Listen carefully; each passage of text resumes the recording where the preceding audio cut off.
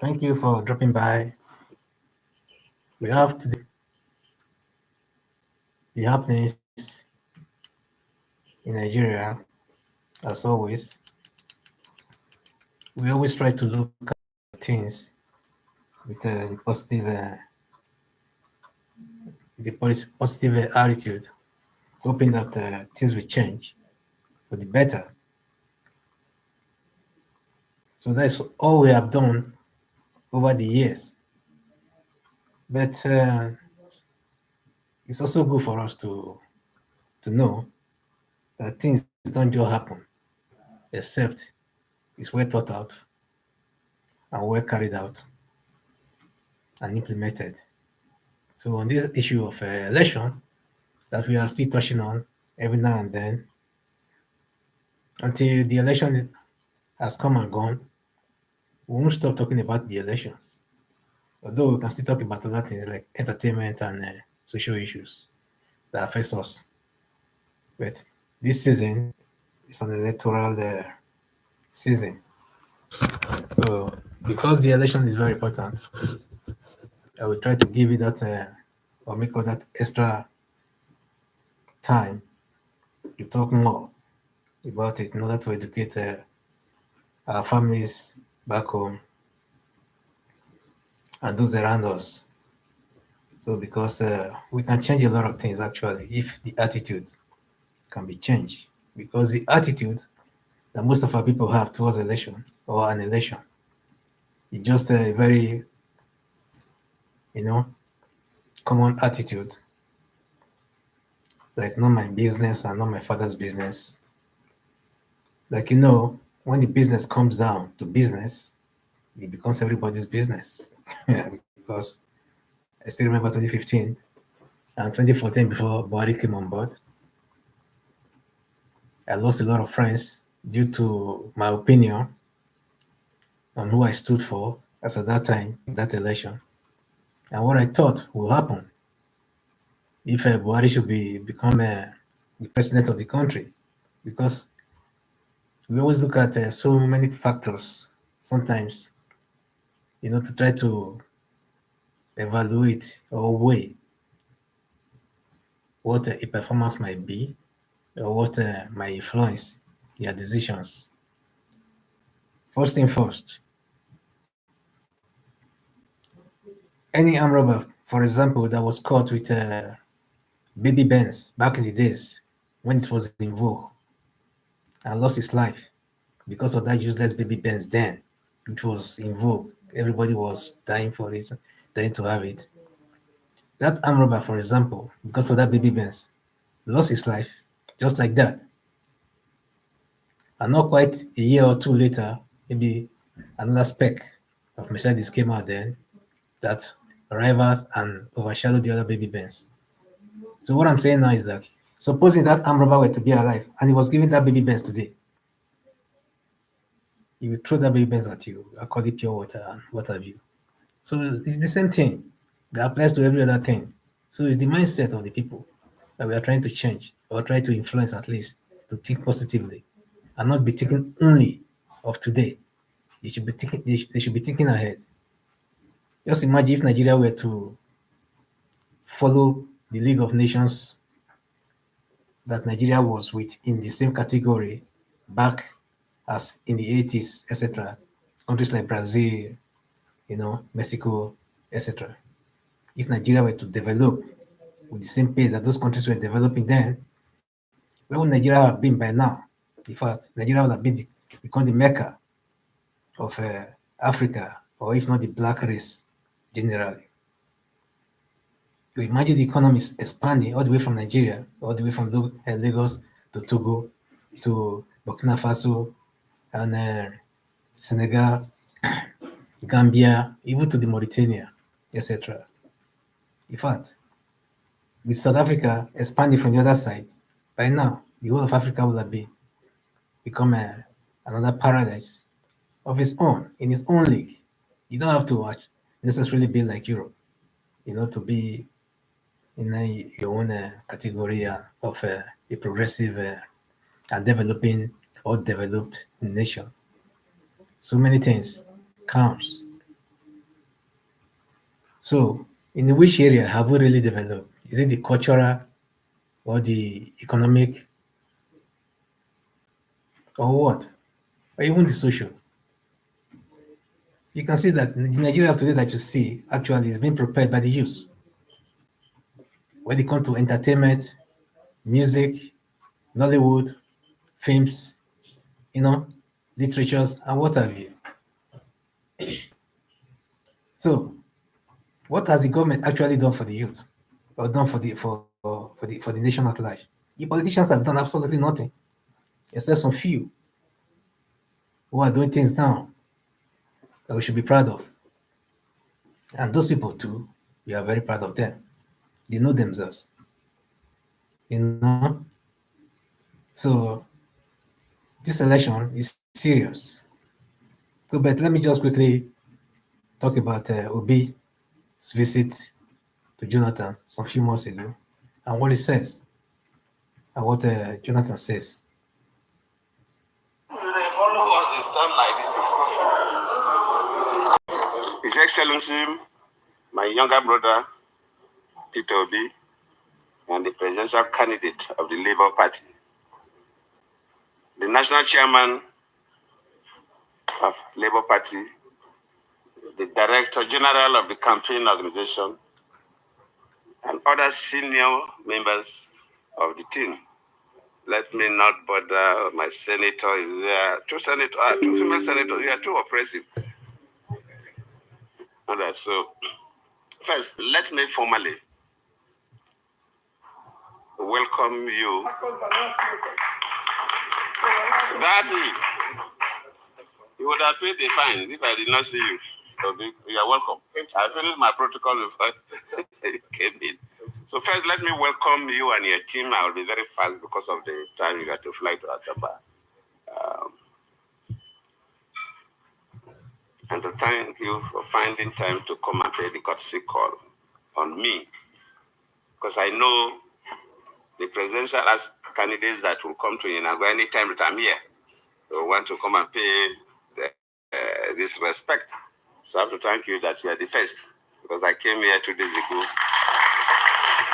Then yesterday, I went to Abakaliki, came back this morning. And after all, use this unique opportunity to encourage you in what you are doing. Nigeria, for us to move forward, we need unity.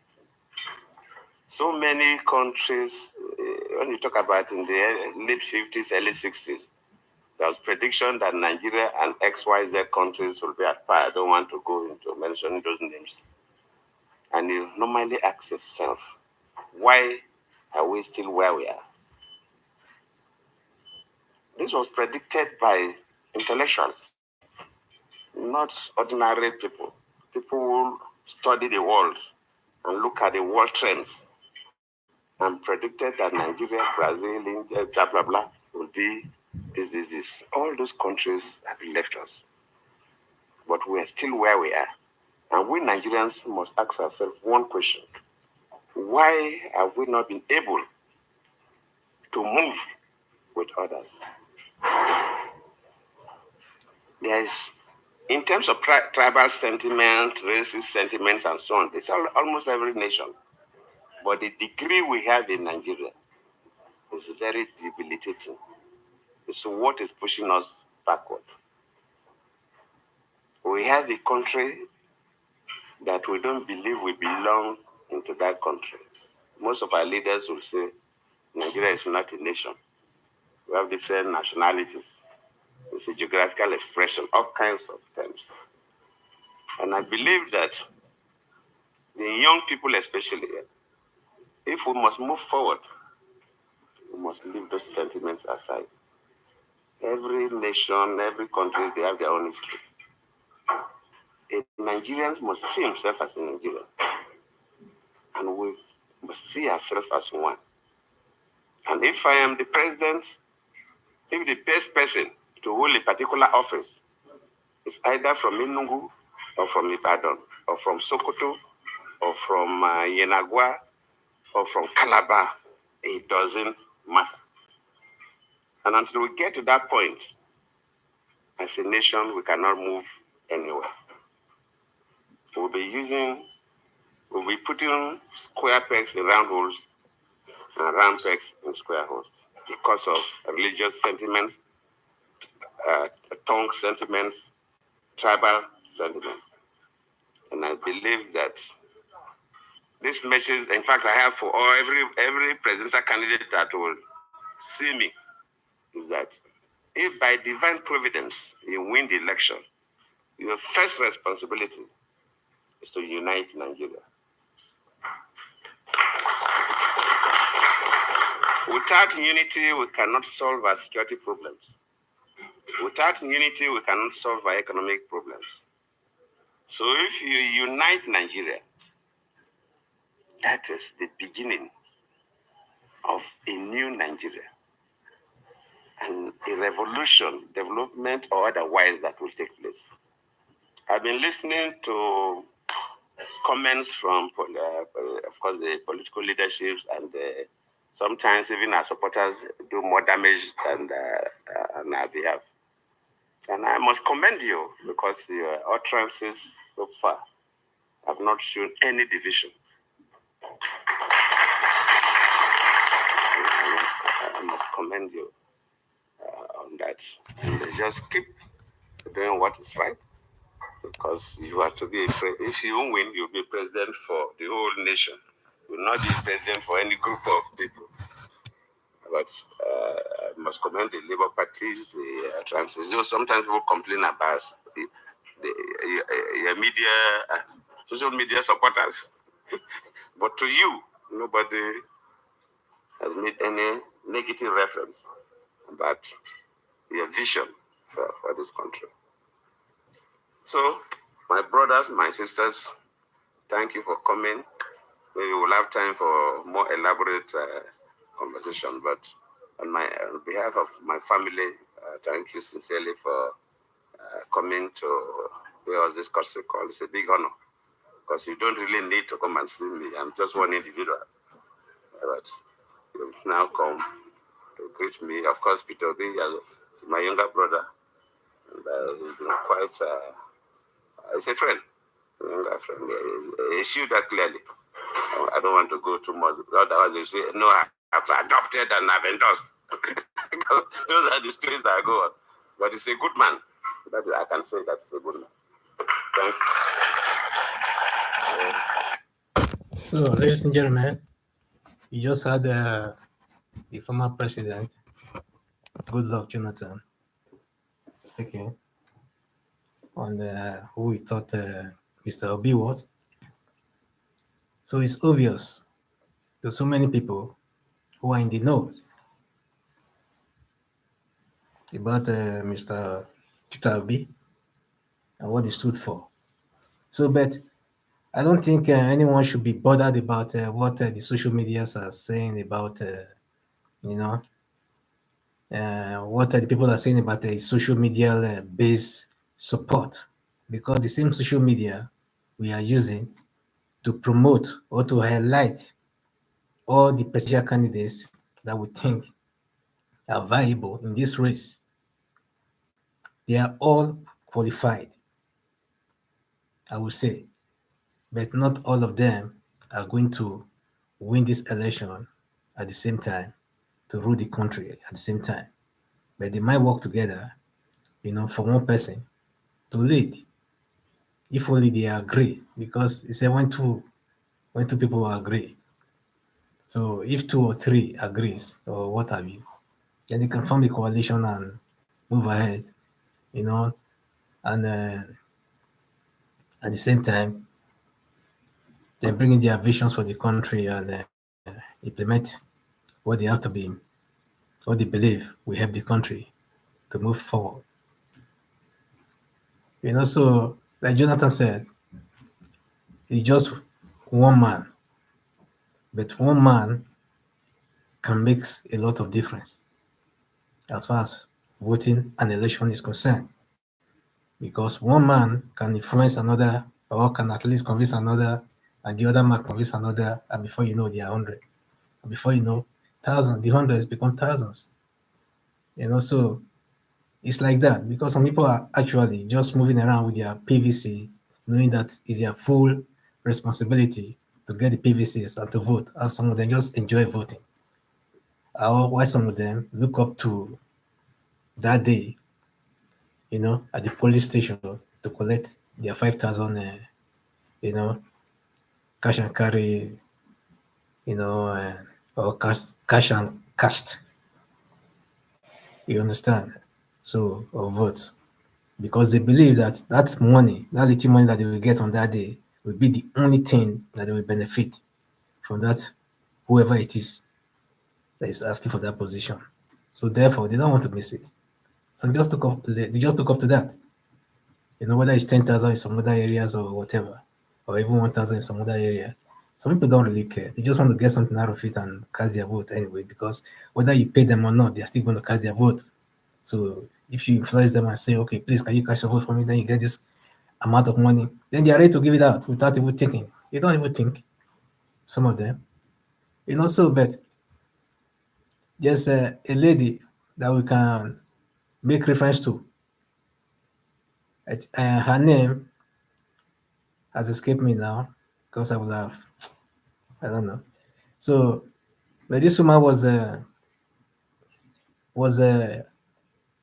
about to cast a vote in Anambra State, and 2021, November 2021. You know, that was the election that brought Solido to power. So while this one was there, then some polling agents came in there and started to offer money to every individuals that would cast their vote for their party, and that party was APC, or the polling agent was an APC agent, according to what was written. It's all over the newspapers, so I'm not making it up. So when they came there, a lot of people were, accepting the money and stuff like that. So, but when it got to this woman's turn, the woman said, no, this woman is a widow. And just to clear the whole thing. So she's a widow. So they offer her the money, and she said no, she's not going to accept any money.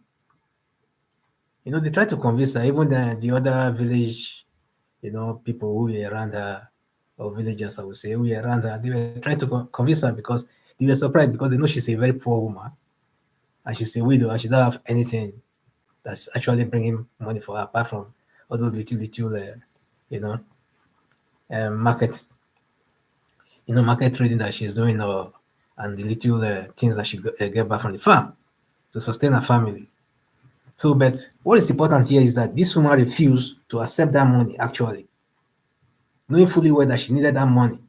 So she even said it, that actually she don't have money with her or on her, that the 5,000 would have gone a long way to at least help her or uplift her, during that very time or season. See, but she refused to collect the money because she don't want to cast her vote against her conscience. So, but to cut long story short, after the elections and things like that, the governor as at that time was Ubiano, Governor Obiano, who is now an ex-governor. So he heard about it because a lot of people made videos about this woman and stuff. So he heard about it. Then he looked for this woman. Then he saw the woman. Then the same thing with the king of the town also heard about it. They invited this woman and gave her a title. They celebrated her, gave her some little change. And some other organizations also gave her some little change. So, but Obiano did what so many people could not do. That's at that time. Obiano gave her 1 million naira. Just imagine that. Think about it. If this woman had just accepted that 5,000 naira that day and just go and move on, it would have just been just like any other ordinary day. Nothing would have changed. Nothing would have, nothing would have, be of any special importance because people just took it like one of those things because after all, these politicians do come every once in 4 years, to, ask for our votes or solicit our votes. Then whatever thing that they bring, or booty that they bring, then they share. Sometimes they bring rice, sometimes they bring whatever it is, or Indomie packages and cartons. And the people are quite happy to receive it, you know, because they know that they might not see this guy again as soon as he gets to that position, whether in the state capital, you know, in in whatever state capital it is, you know. So, and those who are going to Abuja, the same thing. So, because of that, they see it as their, as a privilege or as their birthright somehow to grab that thing and grab it and just forget about it. Oh, Oga, where do you want me to cast the vote in? Now here, I've been out there. And this party, okay, no problem. Take, give me the cash, take the money. Come on, you know. So that has been the trend, in that area or in most part of the in most part of the country as well. But this day was special, in November of 2021. So this woman changed things for a lot of people there. So but anyway, this woman ended up being celebrated by all.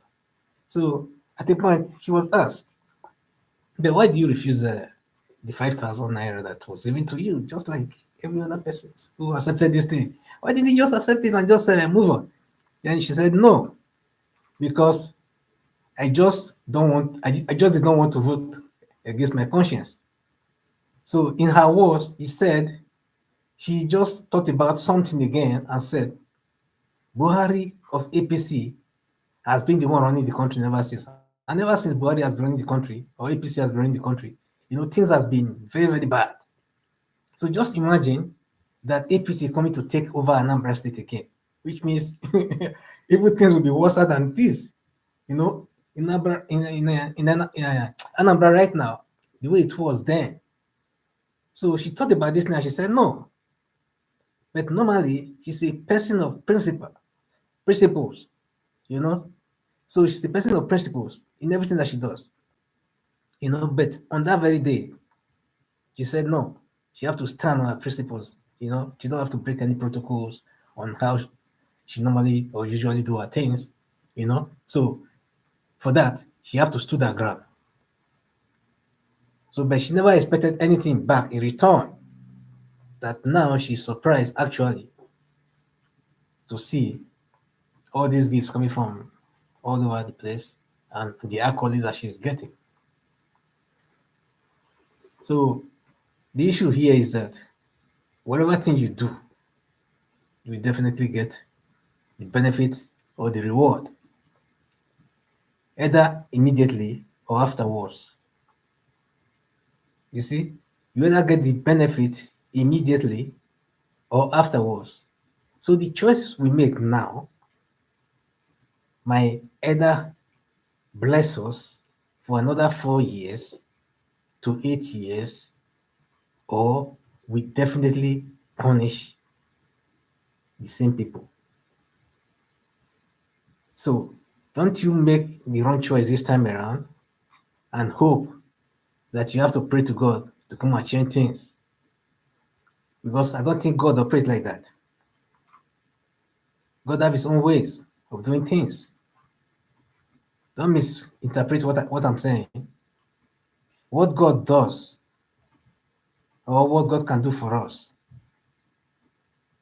is what God can do for us.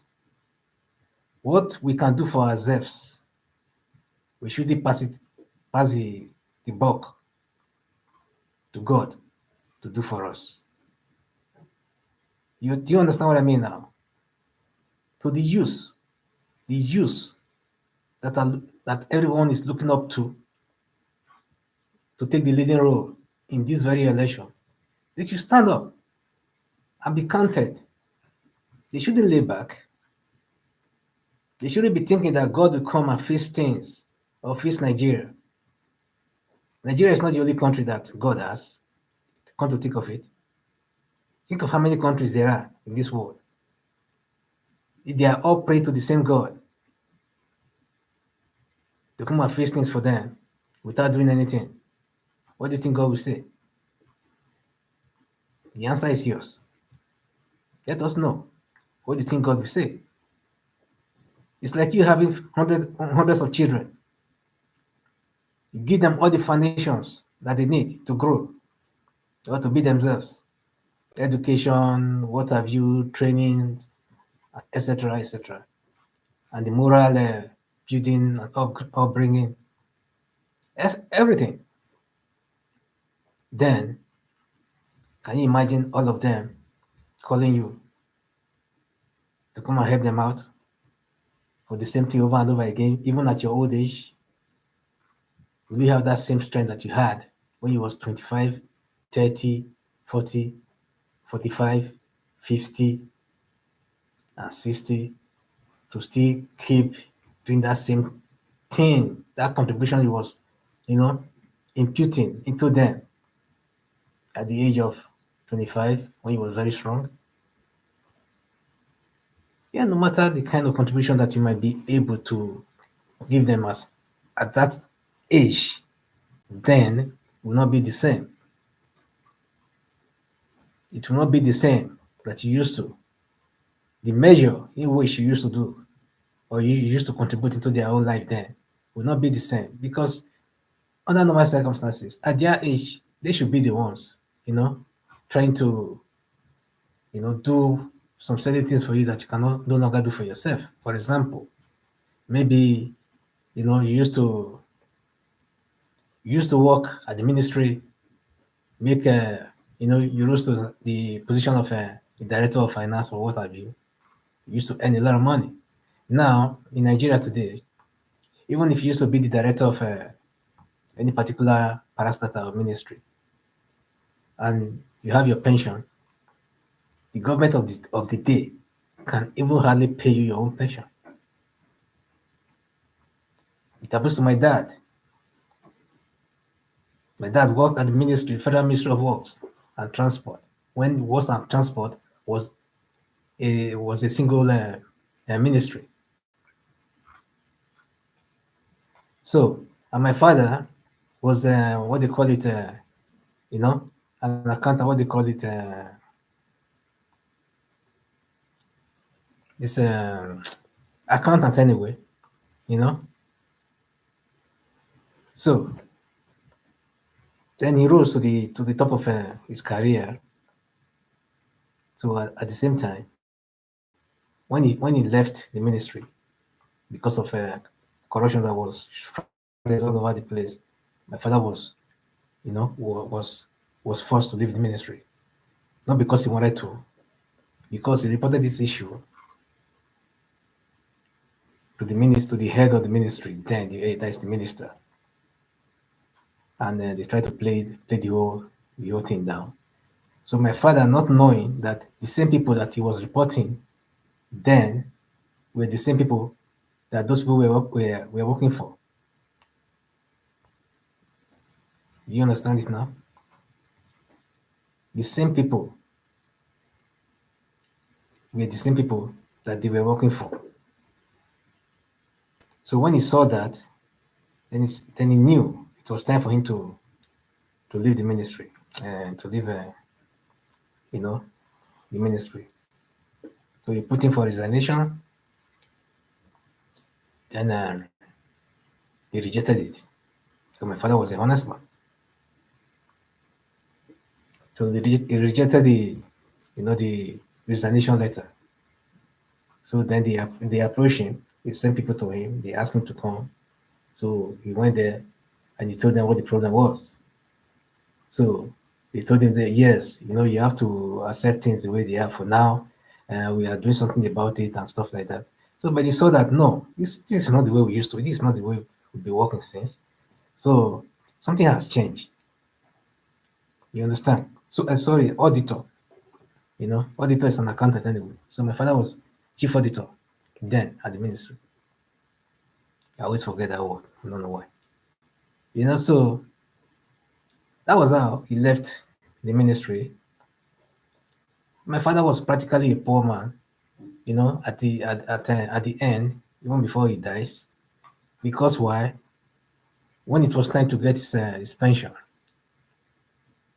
you know, they won't even pay him his pension and things that he worked for. So you can imagine those money were allocated, that I'm very sure of, But you start to ask yourself, who were these people who were eating all this money? To the extent that it's not only my father this thing that happened to, it happens to a lot of people. So you can imagine a lot of people suffered like this after working all their life honestly for a country or for a state. My father did not work for a state ministry, he worked for the federal ministry at the federal level. They were always transferring him from here and there, everywhere, training UK, everywhere, coming back, etc., etc., etc. So we suffered these things as children, because of the way they were moving him around and stuff like that. So, but that one's a story for another day. What I'm trying to say here is that now there are many people like that. When they retire and they come back home or to the village, they stay poor. Not because they didn't work hard. They will give 20 years of their service to the country, 25 years of their service to the country, right from a very young age. Then when it's time for the country to take care of them, then the country will abandon them.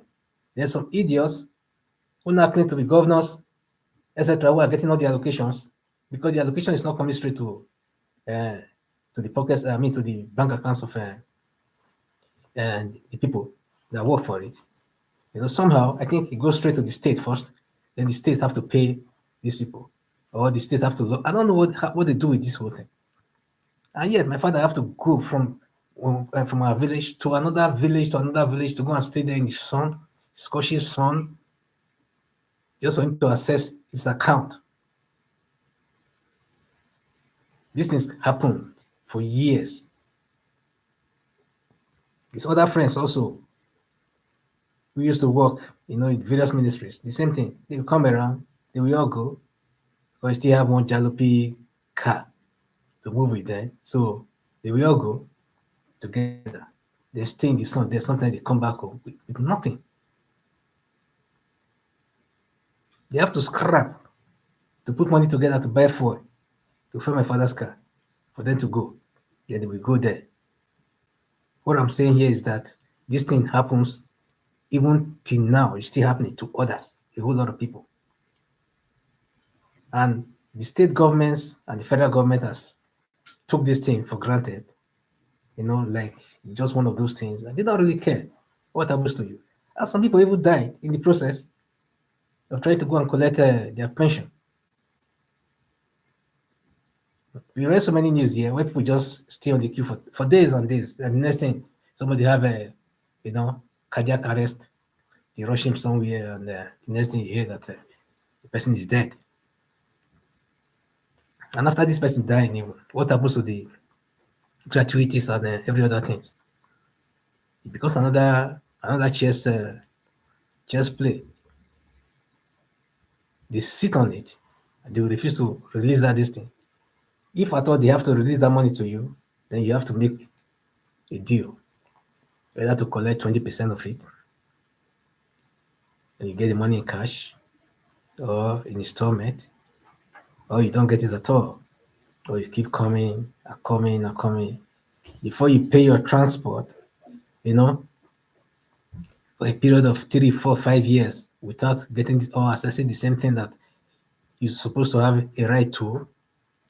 Then at the time you calculate that transportation and the stress combined, then you find out that the money that they're about to pay you is not even worth it.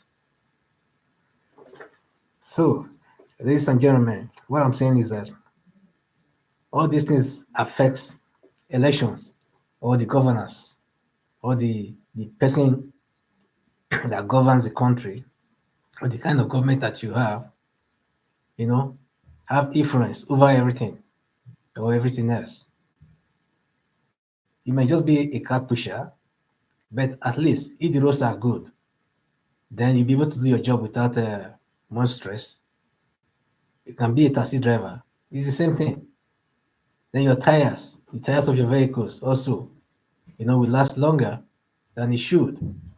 Unlike when you have those bumpy roads and all kinds of roads and stuff like that, where your crankshaft, is touching the ground and rubbing it just because you want to, maneuver some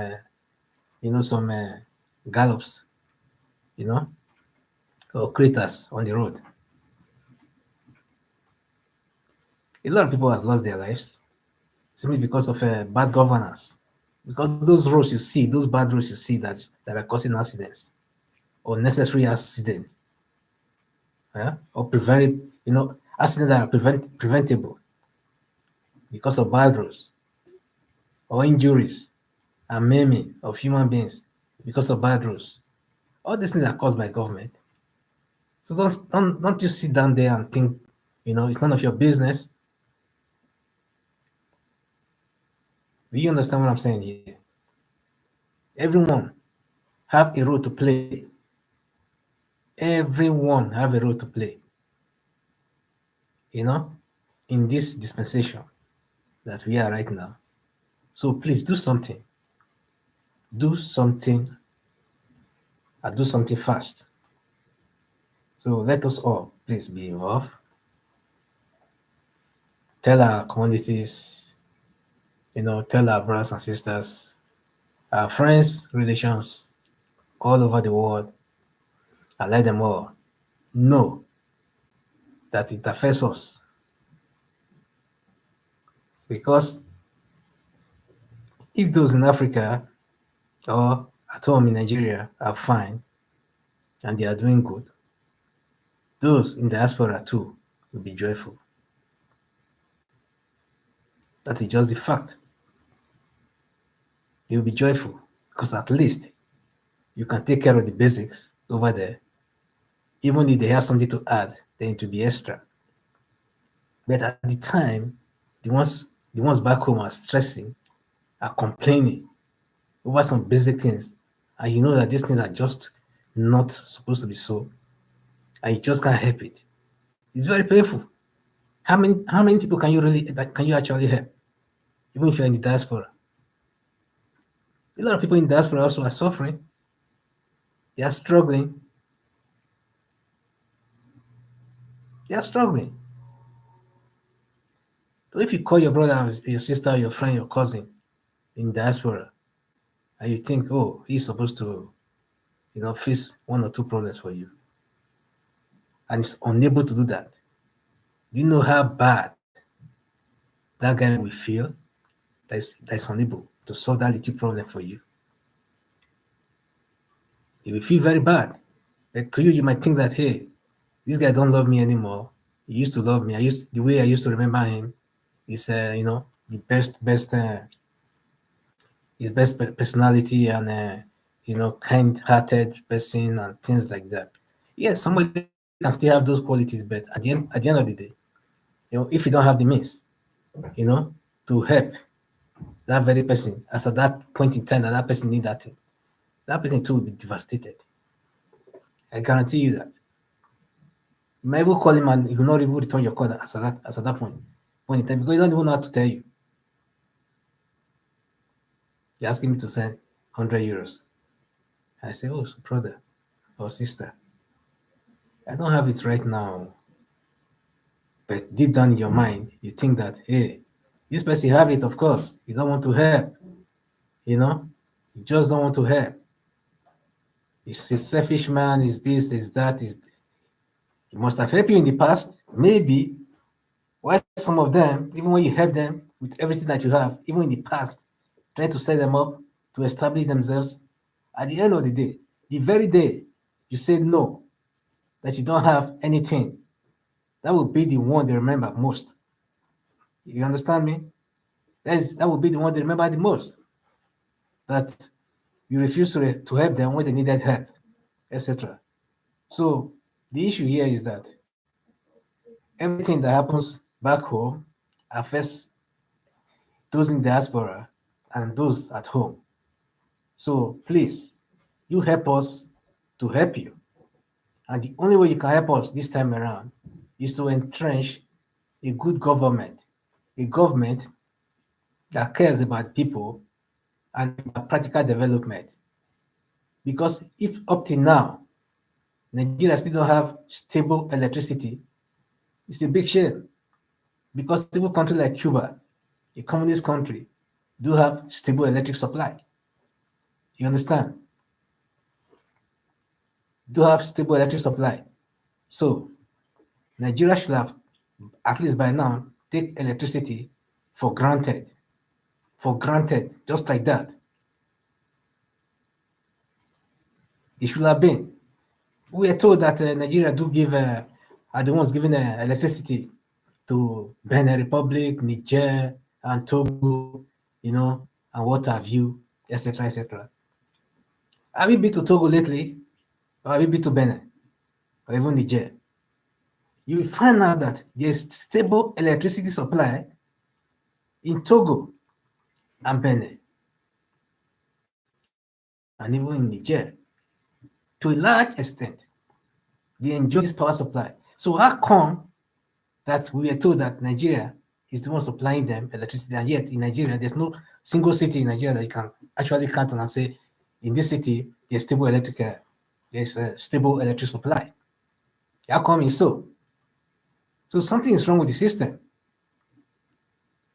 So which means our leaders are saboteurs, most of them.